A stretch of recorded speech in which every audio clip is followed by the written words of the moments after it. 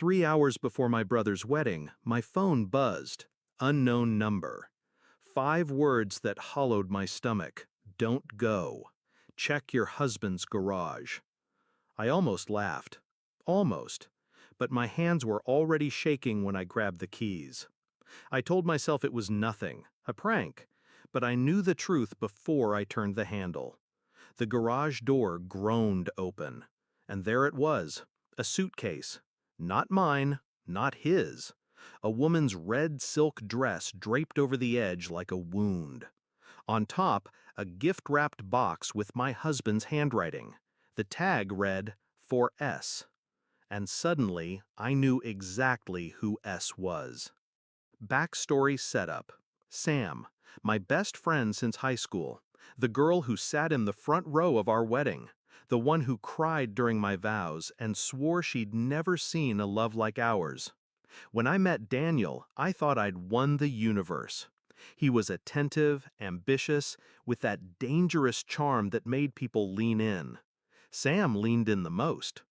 But I trusted them both, blindly. Because betrayal from strangers hurts.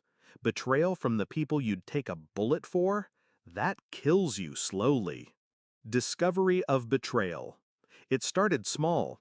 Daniel's phone, always face down. Late-night work calls where I heard faint laughter in the background. Once, I smelled perfume in the car. Not mine, not subtle. When I teased him, he smiled too quickly. Clients, babe, you know. Then the invitations, events where I wasn't needed. Sam somehow always went. But suspicion is a poison. It eats you from the inside unless you find the source.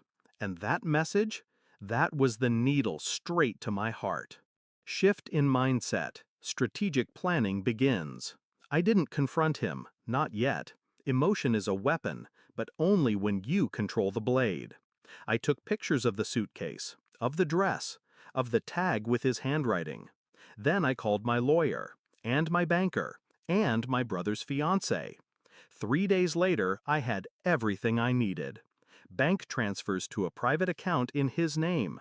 A second phone bill, one he'd hidden, with months of calls to Sam. Hotel receipts, same check-in dates, same room number. I didn't cry, I didn't scream. I planned. Step 1. I moved our joint savings into an account under my name only, legally protected thanks to a quiet prenuptial clause he'd forgotten about. Step 2. I transferred the title of my car, my grandmother's jewelry, and the lake house, all gifts from my family, back into my own name. Step 3. I sent an anonymous package to Daniel's biggest client. Inside, photos of him and Sam together. Just enough to make them nervous. Step 4. I RSVP'd yes to the wedding. Because revenge is best served in public. Climax and confrontation. Present moment returns. The reception was a glass palace. Champagne flutes, white roses, music soft enough to hide sharp words. Daniel smiled when he saw me, that perfect, lying smile. He kissed my cheek like he hadn't gutted my life. Sam was there too, in a cream dress far too close to white. She waved. I waved back. When it was my turn to give a toast, my brother's toast, I stood, glass in hand. But I didn't look at my brother.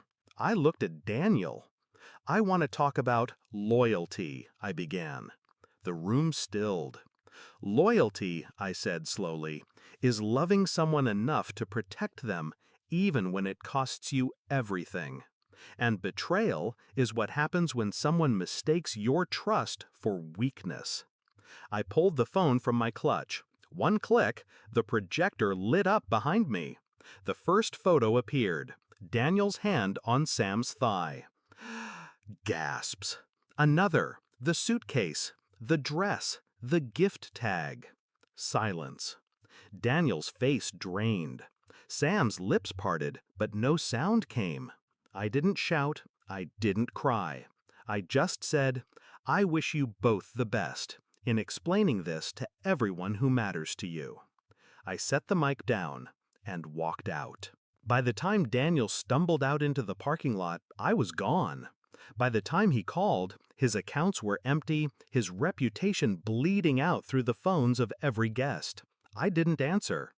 Some people think revenge is about making them feel your pain. It's not.